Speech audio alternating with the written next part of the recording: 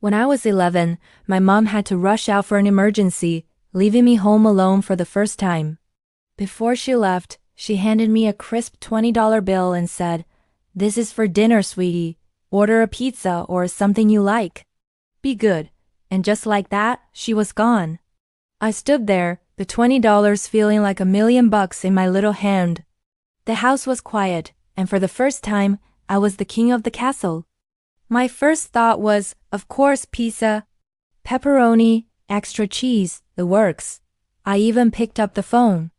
But then I looked at that $20 bill again.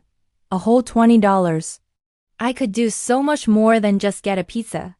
My mind started racing. What if I didn't spend it all on dinner? What if I could get dinner and something else? This was a challenge, an adventure. My 11-year-old brain went into overdrive. The pizza plan was officially scrapped. A new, much grander plan was taking shape. I started my mission by raiding the kitchen. What did we have? I found some pasta in the pantry, a jar of sauce that was halfway full, and a little bit of cheese in the fridge. It wasn't fancy, but it was definitely dinner. I could cook this myself. I'd watched my mom do it 100 times. How hard could it be? So, I decided that a portion of the $20 was now freed up. The pasta would be my contribution to the evening. This meant I had the entire $20 for whatever I wanted. But then, a better idea hit me. This wasn't just about me. My mom was out dealing with something stressful. I didn't know what it was, but I knew she'd come home tired. What if I could do something for her? What if I used this money to make her feel better? Suddenly, the mission changed. It wasn't about getting the most stuff for myself. It was about creating the best surprise for my mom. The $20 now felt like a secret weapon for creating happiness. My new plan had 3 parts. Part 1, dinner. I was still going to make the pasta. It was simple, and I knew she liked it. Part 2, a clean house. Mom always said a clean house was a calm house. So, I started tidying up. I put away my toys, straightened the cushions on the sofa, and even wiped down the kitchen counter. It wasn't a deep clean, but it was the tidiest I'd ever made the living room look on my own. I felt pretty proud of myself, imagining the look on her face. Part 3 was the most important, the surprise. I knew my mom's favorite things were flowers and a specific kind of chocolate bar with almonds that she rarely bought for herself. Our small neighborhood store was just a short, safe walk down the street. I grabbed the $20, locked the door carefully behind me, and set off. It felt like I was on a secret agent mission. At the store, I felt so grown up. I found a small, cheerful bouquet of daisies for $5. Then, I went to the candy aisle and found her favorite chocolate. I bought 2 bars, just in case. They were $1.50 each. With my remaining money, I browsed around. I saw a World's Best Mom mug for $7. It was perfect. I pictured her drinking her morning coffee from it. I took it to the counter, my heart pounding with excitement. The flowers, the chocolate, and the mug. My total came to $15. I paid the cashier with my $20 bill and got $5 back. I felt so responsible, so accomplished. I had bought dinner supplies in spirit, gotten my mom a bunch of presents, and I still had $5 left over. I was a financial genius.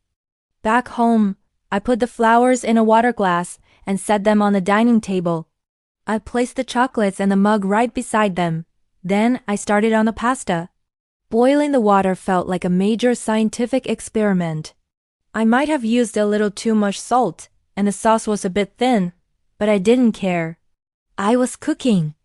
I drained the pasta, mixed in the sauce, and put the slightly less than perfect dinner on the table next to the flowers. The scene was set. The house was clean, dinner was ready, and the surprises were waiting. A couple of hours later, I heard her key in the lock. My heart started beating fast. The door opened, and my mom walked in, looking absolutely exhausted.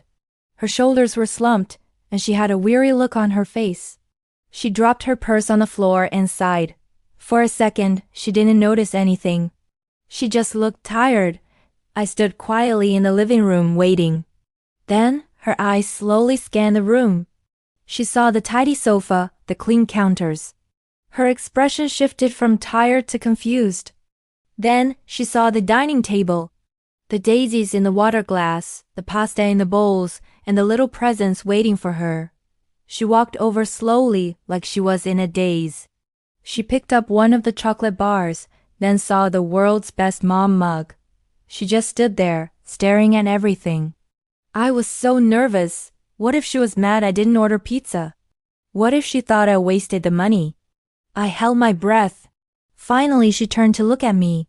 Her eyes were filled with tears, but it wasn't an angry look. It was something else entirely. She walked over to me, knelt down, and wrapped me in the biggest, warmest hug I had ever felt. She didn't say anything for a whole minute, just held me tight. I could feel her shoulders shaking a little as she cried. I was worried I'd done something wrong, but her hug felt so loving.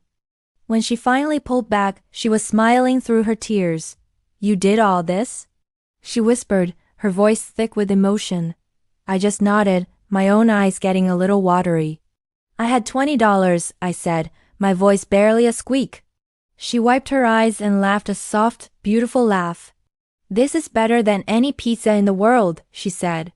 "This is the best dinner I've ever had." She kissed my forehead and gave me another hug. We sat down and ate the slightly salty pasta together. She told me she'd had a really hard day, and coming home to this was like walking into a dream. She used her new mug for a glass of water and said she couldn't wait for her coffee in the morning. Seeing her so happy, so proud, was the best feeling ever. That $20 didn't just buy dinner or gifts. It bought a moment that I'll never forget. It taught me that the best use of anything you have, whether it's money or time, is to bring a little joy to someone you love. And my mom's reaction? It was worth more than all the money in the world. Thanks for listening to my story. If you enjoyed it, please like and subscribe for more. See you next time.